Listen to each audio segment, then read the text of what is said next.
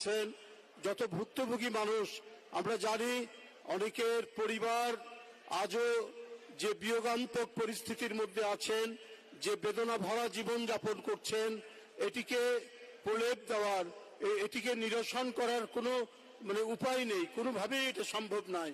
আপনারা আপনাদের প্রিয়জনদের হারিয়েছেন, কেউ তার স্বামী হারিয়েছেন, কেউ তার সন্তান হারিয়েছেন।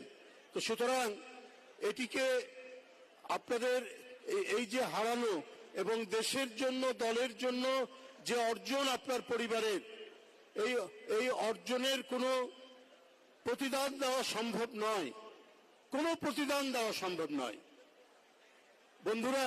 তাই আমি বলবো যে আপনারা চেয়ারম্যান মহোদয় কথা বলবেন, আপনারা চেয়ারম্যান মহোদয়ের কথা শুনবেন। উনি নিজের উদ্যোগে আপনাদের সাথে আজকে এই মত বিনিময়ের অনুষ্ঠান করেছেন। উনার মধ্যে যে মমত্ব, উনার মধ্যে গুম খুন, পরিবারের প্রতি যে ভালোবাসা, সেটি আজকে নতুন নয়। এর আগেও ভার্চুয়ালি উনি যখন দেশে এসে পৌঁছাননি, তখনও ভার্চুয়ালি আপনাদের সাথে অনুষ্ঠান করেছেন। আপনাদের মনে আছে, অনেকে এখানে এসে উপস্থিত হয়েছেন, আপনাদের অনেকেরই কথা তিনি শুনেছেন। আজকে সরাসরি আপনাদের সাথে তিনি আজকে উপস্থিত হয়েছেন, সরাসরি কথা বলবেন। এ ধরনের অনুষ্ঠান আরো হবে, আরো হতে থাকবে, কারণ আপনাদের পরিবারের আপনার সন্তান চলে গেছে। এই সন্তান আর কেউ ফিরিয়ে দিতে পারবে না।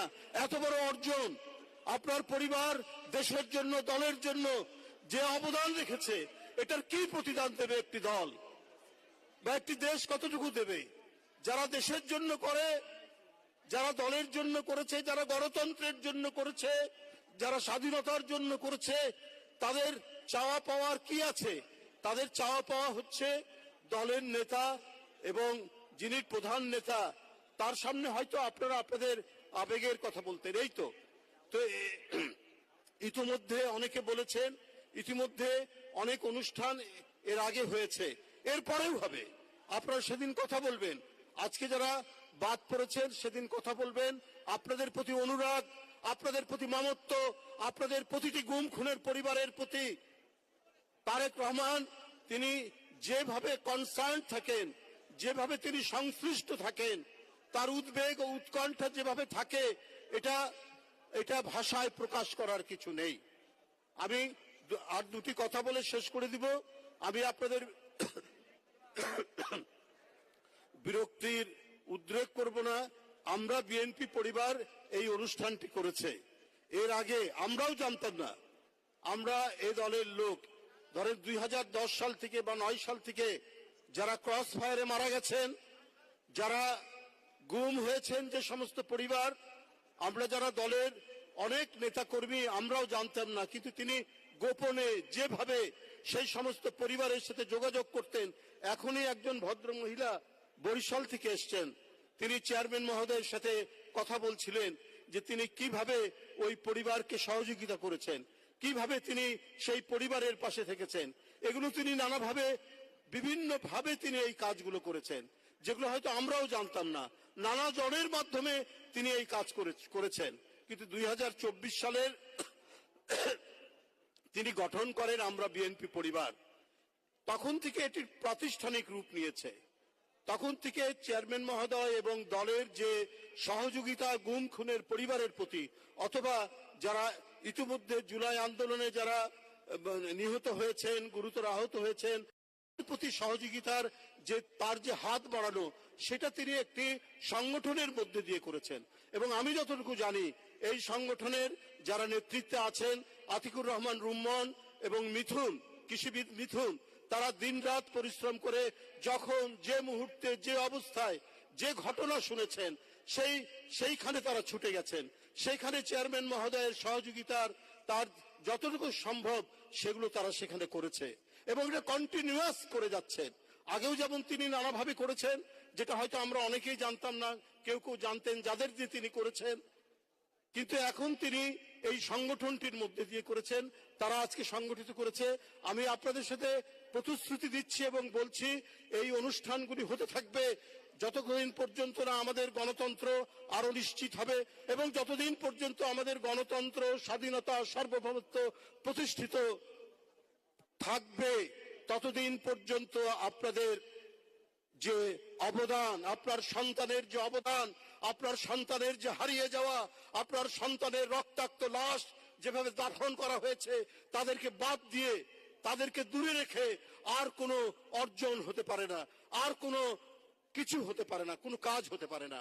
যে সরকার গঠিত হবে, যদি জনগণের শুভেচ্ছায় সমর্থনে বিএনপি সরকার গঠন করে, তাহলে এই সমস্ত পরিবারকে অগ্রাধিকার দিয়ে তাদের সামগ্রিকভাবে পুনর্বাসন থেকে শুরু করে তাদের সামাজিকভাবে তাদের প্রতিষ্ঠা এবং মূল্যায়ন, যেটির কথা বারবার ভারপ্রাপ্ত চেয়ারম্যান জনাব তারেক রহমান বলেছে, সেইটা তিনি বাস্তবায়ন করবেন।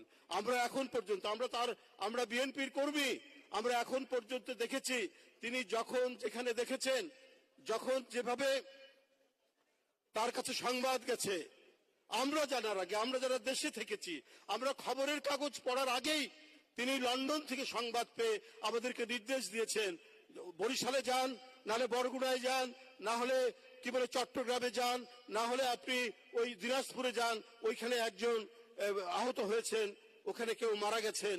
তখন আমরা সেখানে ছুটে গেছি। এত নিবিড় ভাবে তিনি নজরদারি রেখেছেন, এত নিবিড় ভাবে তিনি এগুলো পর্যবেক্ষণ করেছেন। তো সুতরাং এটা তো আমরা মনে করি জাতির, আমাদের এই দলের এবং জাতীয়তাবাদী শক্তির সৌভাগ্য যে আমরা একটি নেত্রীকে হারিয়েছি। আমরা কয়দিন আগে আমাদের নেত্রীকে হারিয়েছি, সেই শোক আমরা এখনো কাটিয়ে উঠতে পারিনি। ৪৪ বছর ধরে গোটা জাতির স্বপ্ন এবং এই জাতির স্বাধীনতা, সার্বভৌমত্ব, গণতন্ত্রের প্রশ্নে যাকে কেনতে পারা যায়নি, যাকে দমন করা যায়নি, যার মাথা নত করা যায়নি, সেই নেত্রী আজ আমাদের মাঝে নাই। কিন্তু তার যে পতাকা, সেই পতাকা আজকে তারেক রহমান ধরেছেন।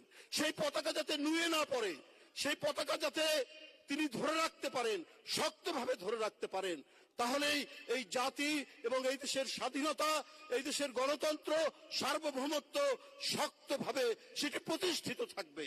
আমরা সেই সহযোগিতা আমরা তাদেরকে করব, কারণ অনেক রক্ত ঋণে আবদ্ধ এ জাতি, এই রক্তের ঋণ পরিশোধ করতে হবে। আমরা দেশে দেশে একসময় পড়েছি যে কিভাবে স্বৈরাচার ফ্যাসিস্টরা মানুষের উপর অত্যাচার করেছে, চুরের গ্রামের মধ্যে রাজনৈতিক প্রতিপক্ষকে ডুবিয়ে দিয়েছে, পেছন দিক থেকে ট্রাক চালিয়ে দেওয়া হয়েছে রাজনৈতিক প্রতিপক্ষকে। আমরা নিজের চোখে এবার দেখলাম শেখ হাসিনার সেই ভয়াল পরিস্থিতি।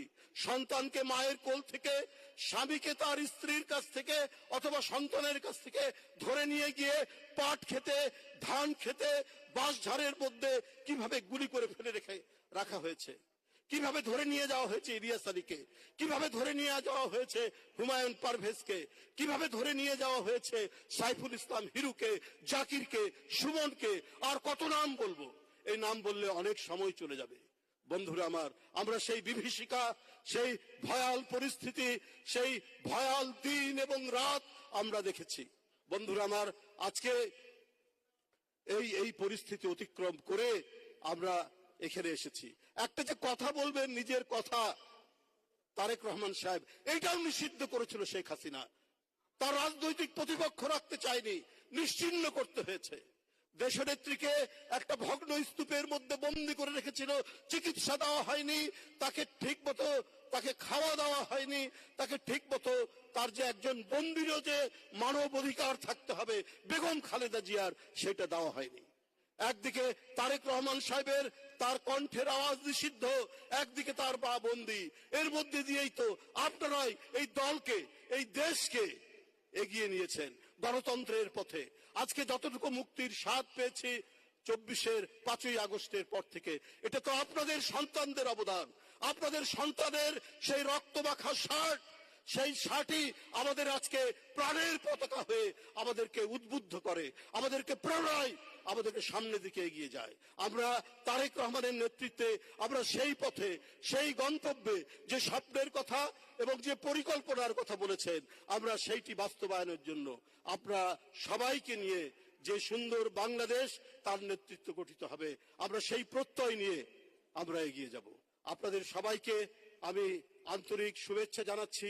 আপনাদের বুক ভরা কান্না, এই কান্নার আমরা কোনো সান্ত্বনা নেই, কোনো ভাষা নেই, কোনো ভালো কবিতা আমরা বলতে পারছি না, কারণ এই যেটা নিজের বাবা মা সন্তান স্ত্রীর বুকের ভিতর থেকে যে কান্না বেরোয়, সে কান্নার কোনোভাবেই সান্ত্বনা দেওয়া যায় না। কিন্তু তারপরেও আপনাদেরকে শক্ত থাকতে হবে। আপনার সন্তানকে প্রতিপালনের জন্য এবং এই দেশের জন্য যে অবদান রেখেছেন আপনার স্বামী এবং আপনার সন্তান, সেই অবদান যাতে বাস্তবায়িত হয় সেটা দেখতে হবে আপনাদের। আপনাদের সকলকে ধন্যবাদ। খোদা হাফেজ।